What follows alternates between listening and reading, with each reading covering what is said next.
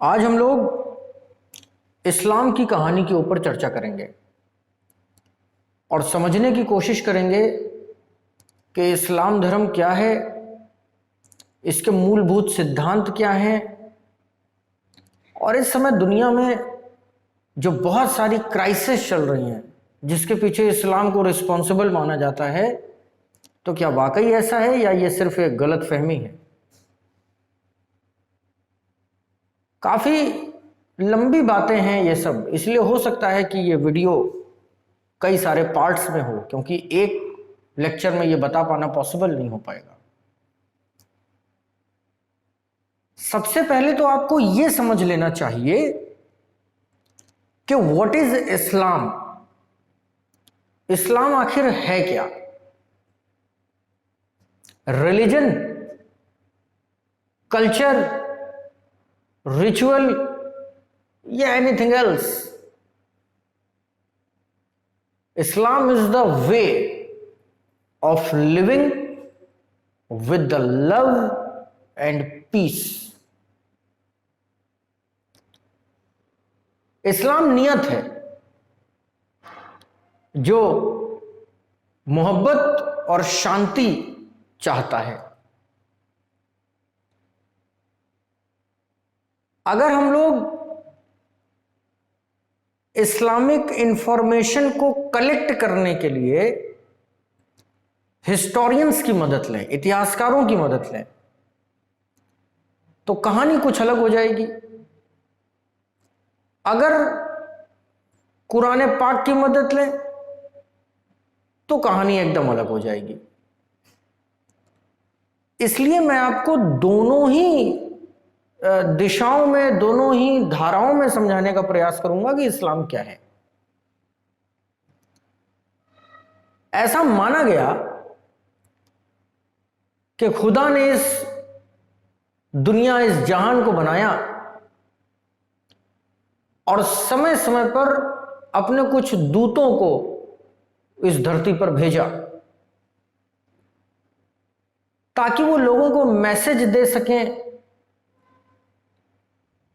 अच्छी life style दे सकें, नियत दे सकें, प्यार दे सकें और शांति का पाठ पढ़ा सकें। तो जो व्यक्ति अल्लाह का, खुदा का मैसेज लेकर आपके पास आया है, खुदा का पैगाम लेकर आपके पास आया है, उसे पैगंबर कहते हैं, प्रॉफिट। इसका मतलब यह हुआ कि पैगंबर is not Allah, Paigambar is not God, Paigambar is the messenger of God, prophet is the messenger of God, having special powers to receive the almighty messages, the inaudible sounds of the universe. Quran के मुताबिक अनेक पैगंबर इस धरती पर आए। कितने? तो 1.5 लाख से ज्यादा, क्योंकि यह दुनिया बहुत पुरानी है।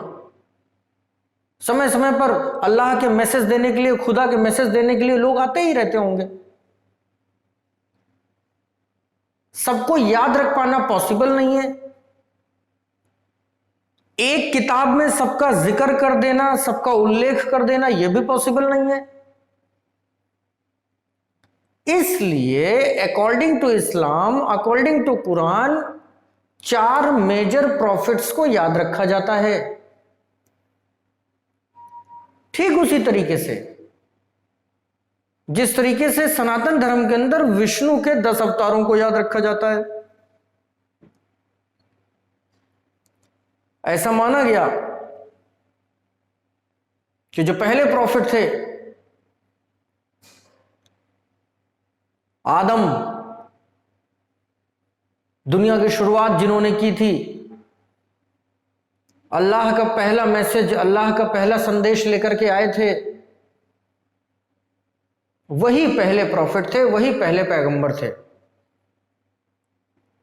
तो उनको बाइबल के अंदर इब्राहिम कहा गया है।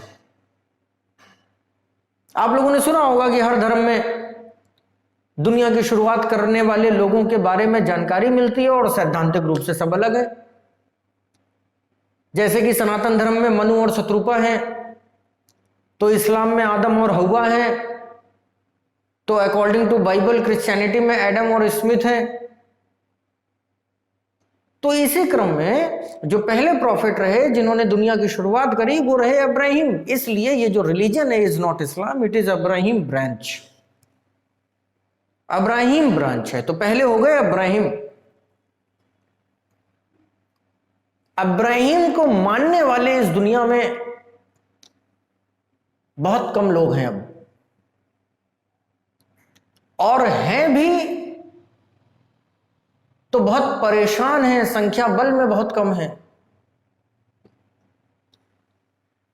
जो दूसरे प्रॉफिट आते हैं जो फेमस रहे, जिनके बारे में हमें कुरान में इंफॉर्मेशन मिलती है, वो है मोसेस। उनको मूसा कहते हैं। और जो लोग मोसेस को मानते हैं, जो लोग मूसा को मानते हैं, उनको जूस कहते हैं, यहूदी कहते हैं। इसी तरीके से जो अगले प्रॉफिट नोन हैं जिनके बारे में हमें कुरान में इंफॉर्मेशन मिलती है वो है जीसस। और जो लोग जीसस को मानते हैं वो क्रिश्चियन कहलाते हैं, जो लोग ईसा को मानते हैं ईसाई कहलाते हैं। और फिर जो आखिरी प्रॉफिट हमको मिलते हैं वो है प्रॉफिट मोहम्मद। और जिन लोगों ने मोहम्मद को माना वो लोग मुसलमान कहलाए, वो लोग इस्लामिक कहलाए।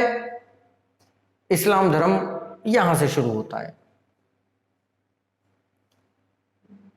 तो इसका मतलब यह भी हुआ कि कुरान में अगर अब्राहिम,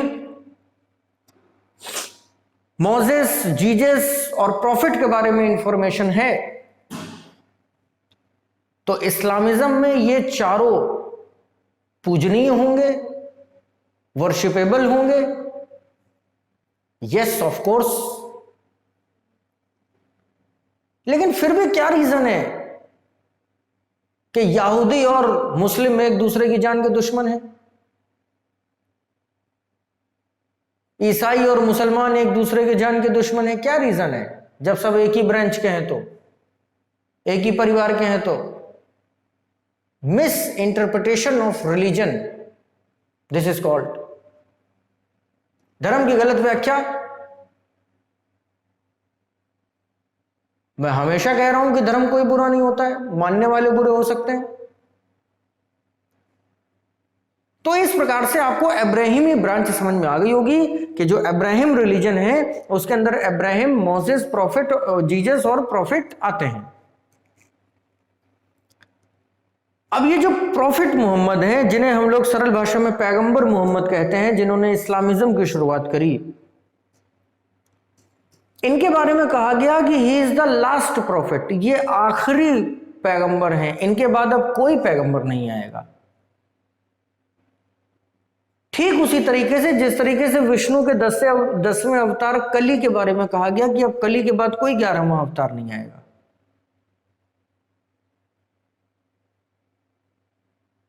और ये जो कुरान है ये आखिरी किताब है, इसके बाद कोई किताब भी नहीं आएगी। ठीक उसी तरीके से जिस तरीके से भगवत गीता आखिरी किताब है, उसके बाद कोई किताब नहीं आएगी।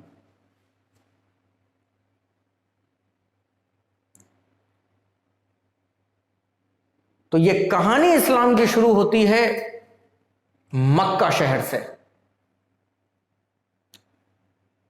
अगर मक्का को आप मैप पर देखें तो शहर बेहद खूबसूरत है। जेद्दा एयरपोर्ट के पास लाल सागर का किनारा, लेकिन जहां तक नजर जाए केवल मरुस्थल ही मरुस्थल। अगर मक्का में आप खड़े हो जाएं तो एक हाथ पे आपको यूरोप और दूसरे हाथ पे आपको एशिया नजर आ जाएगा।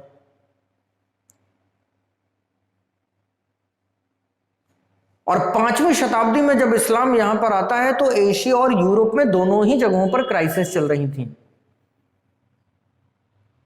यूरोप में भी लोग लड़ रहे थे, अंधकार में थे, कैथोलिक प्रोटेस्टेंट्स के बीच के झगड़े थे, फ्यूडलिज्म चल रहा था, एशिया में भी लोग झगड़ रहे थे, यहां भी रिलीजियस मूवमेंट चल रहे हैं, अनेक तरीके के धर्म पैदा हो रहे हैं, वैदिक सभ्यता का विरोध हो रहा, बुद्धिज्म जैनिज्म चैन के ऊपर है, यहां पर भी फ्यूडलिज्म हाइक कर रहा है। और जब चारों तरफ अंधेरा ही अंधेरा है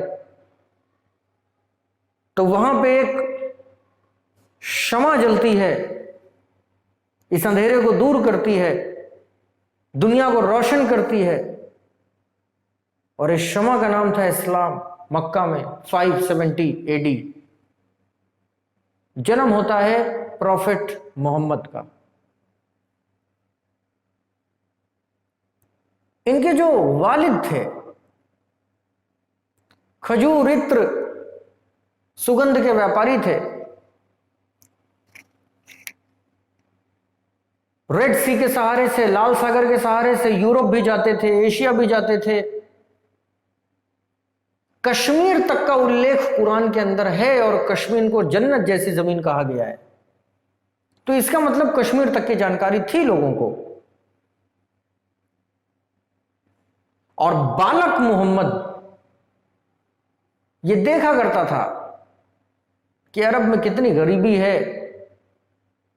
भूखमरी है, कोई सोशल स्ट्रक्चर नहीं है, कोई फैमिली स्ट्रक्चर नहीं है, कोई इकोनॉमिक स्ट्रक्चर भी नहीं है। अकॉर्डिंग टू कुरान अगर इसको एक शब्द में मैं डिफाइन करूं तो जाहिलियत का दौर है। कुरान का कहना है, मेरा नहीं। जाहिलियत का दौर है। कहां पर? अकॉर्डिंग टू कुरान पूरी दुनिया में जाहिलियत का दौर है इस्लाम के पहले, लेकिन साइंटिफिकली देखेंगे तो जहां के लिए कुरान है, अरब के लिए है, वहां पर जाहिलियत का दौर है। लोग कपड़े पहनना तक नहीं जानते हैं, ऐसे घूमा करते हैं। ऐसे में बालक मोहम्मद पिता के निधन के बाद जब चाचा अबू तालिब ने पाला पोसा, डमैकस की यात्रा करी, तो अक्सर देखा और पाया कि अरब में बुत परस्त रहते हैं। बुत परस्त यहूदियों को मानते हैं, जूस को मानते हैं, जीसस को मानते हैं, और कहीं ना कहीं मूर्ति पूजा शुरू हो चुकी है। निश्चित तौर पर अगर प्रॉफिट सबसे लास्ट पैगंबर थे तो जहां पर प्रॉफिट पैदा हुए होंगे वहां पर जीसस को मानने वाले भी होंगे, वहां पर मोसेस को मानने वाले भी होंगे, वहां पर इब्राहिम को मानने वाले भी होंगे। लेकिन कॉन्टेम्परेरी टाइम में इन लोगों की ऑब्जेक्टिविटी नहीं थी वहां पे। अगर एक पॉइंट, एक लाइन ध्यान रख सकें तो ध्यान रख लीजिएगा कि religion is all about geography. धर्म वैसा ही होगा जहां का जैसा भूगोल होगा, धर्म वैसा ही होगा जैसी जहां पे क्लाइमेटिक कंडीशंस नहीं होंगी। इस्लाम में पानी का इतना महत्व क्यों है? क्यों पानी पिलाने को शबाब का काम कहा जाता है? क्योंकि सऊदी अरब हाई प्रेशर बेल्ट है, डेजर्ट है, बारिश नहीं होती है, एक झाड़, एक घास नहीं उगती है, एक फूल नहीं उगता है, प्यासे रहते हैं लोग, प्यास से मरते हैं। तो उनके लिए तो पानी अमृत हुआ ना। अगर इतनी हार्श क्लाइमेटिक कंडीशंस हैं कि वहां पर पानी नहीं है, वहां पर एग्रीकल्चर नहीं है, वहां पे किसी भी तरीके का कोई कंस्ट्रक्शन नहीं हो सकता है, प्रोडक्शन नहीं हो सकता है, तो वहां के लोगों को चाहिए कि मेहनत करें, नई नई जगहों की खोज करें, वहां पे जाएं, वहां से धन कमाएं, वहां से शोहरत कमाएं और वापस आएं और अरब को विकसित करें। लेकिन ये क्या, वहां के लोग तो बुत परस्ती में लगे हुए हैं, वहां के लोग तो फ्यूडलिज्म के चक्कर में पड़े हुए हैं, मूर्तियों को पूज रहे हैं, सूरज को दिया दिखा रहे हैं। ये बातें प्रॉफिट को नहीं समझ में आती थी, बालक मोहम्मद के समझ के बाहर थी ये बातें कि लोग ऐसा क्यों करते हैं। खाने काह की गुफा में जब इस बालक ने ध्यान लगाना शुरू किया, मेडिटेशन करना शुरू किया, तो ऐसी मान्यता है कि जिब्रेल नाम का जो देवदूत है, अल्लाह का भेजा हुआ जो दूत है जिब्रेल, उसने ज्ञान देना शुरू किया, ठीक उसी तरीके से जिस तरीके से सप्तऋषियों को देववाणी सुनाई देती थी जंगलों में जाने के बाद। अब भारत में जंगल थे तो वहां पे देववाणी सुनते थे सप्तऋषि, अरब में जंगल नहीं थे तो वहां पे गुफा में बैठ के प्रॉफिट मोहम्मद ने ये देववाणी सुनी। भारत में जिसने देववाणी सुनाई उसे देवदूत कहा गया, प्रॉफिट को जिसने सुनाई उसे जिब्रेल कहा गया।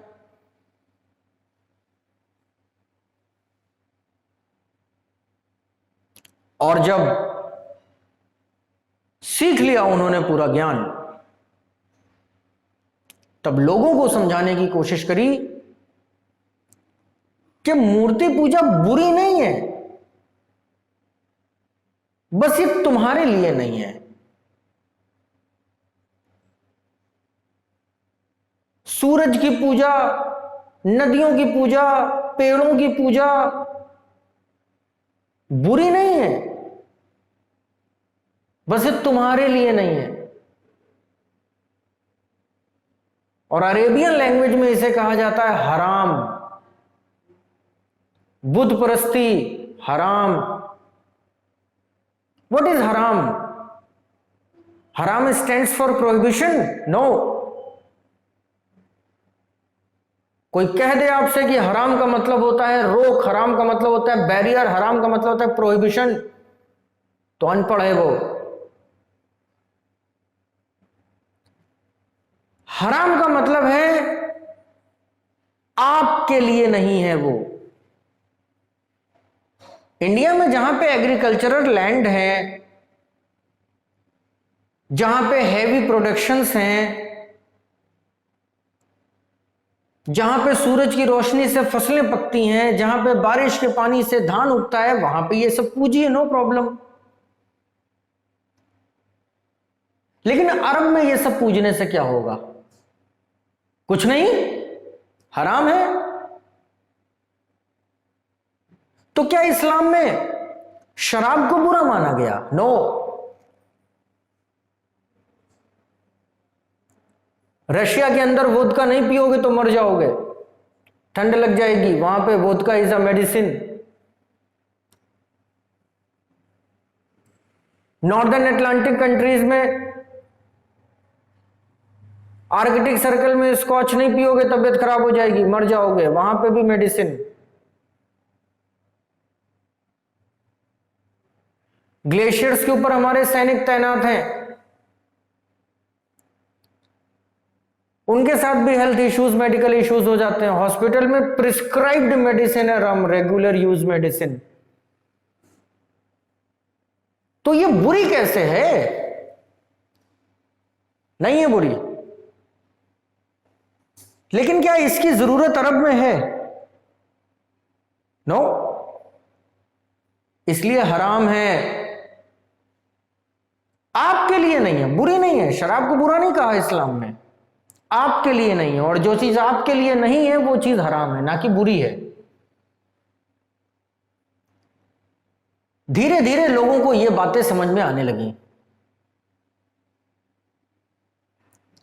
लोग बाग बुत परस्ती करना छोड़ने लगे, सूरज, चंदा, तारे, नदियां, पेड़, झरना, समंदर की पूजा छोड़ने लगे। लेकिन प्रॉफिट से जलने वाले भी बहुत थे, नफरत करने वाले भी बहुत थे।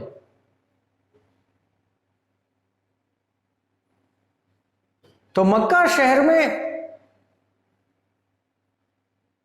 गुफा है हीरा का, उसके अंदर एक ऐसा परसेप्शन था कि शैतान रहता है। वहां के बारे में भी प्रॉफिट ने समझाया कि शैतान गुफा के अंदर नहीं, तुम्हारे मन में रहता है। कोई काम तो है नहीं आप लोगों के पास, तो बैठे बैठे यही पर एजम्पशन बना लिया आपने कि गुफा के अंदर शैतान रहता है। हिराका के अंदर कोई शैतान नहीं रहता है। तो लोगों ने कहा कि नहीं भैया शैतान रहता है,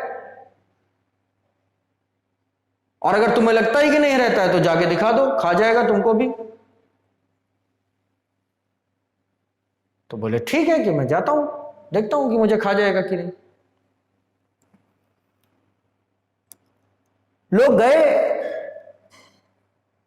और मोहम्मद के उस हीरा की गुफा के अंदर जाने के बाद उसके मुंह को पत्थर से बंद कर दिया, ढक दिया, और यह विश्वास कर लिया कि शैतान इस आदमी को अंदर खा जाएगा और अब यह बाहर नहीं आएगा। 1 दिन 2 दिन 4 दिन 10 दिन बीतते गए, मोहम्मद बाहर आए नहीं। लोगों ने मान लिया कि शैतान खा गया है मोहम्मद को, और लोग अपने अपने घर चले गए। 31वें दिन जब मक्का शहर के वासी सो के जागे तो देखा कि गुफा का दरवाजा खुला हुआ है और उसके बाहर प्रॉफिट मोहम्मद ध्यान की मुद्रा में आंख बंद करके बैठे हुए हैं और माथा एकदम चमक रहा है, शाइन कर रहा है, पीछे एनर्जी बार नजर आ रहा है, मानो कि किसी दिव्य ज्ञान की प्राप्ति हो गई हो, मानो कि बोधिसत्व की प्राप्ति हो गई हो। लोग शॉक्ड देखे ये हुआ क्या। पूछा तो उन्होंने बताया कि अंदर कोई शैतान था ही नहीं। शैतान तो आपके मन में है जो आपको खुदा के रास्ते पर जाने से रोकता है, अल्लाह के रास्ते पर जाने से रोकता है।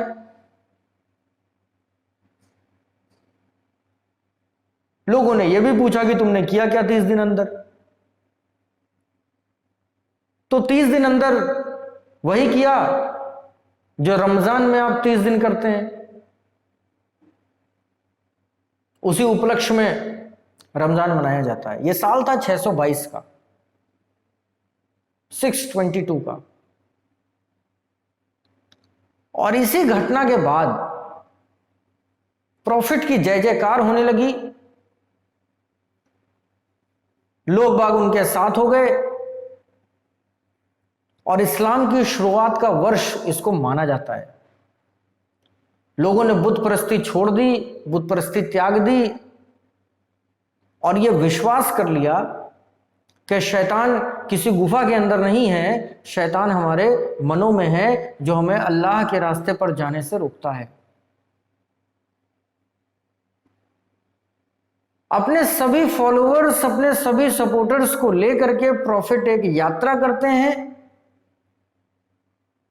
और यह यात्रा मक्का से मदीने शहर तक के लिए होती है। हिजरी के दिन यह यात्रा होती है और इसी दिन को इस्लामिक न्यू ईयर, इस्लाम का नया साल कहते हैं।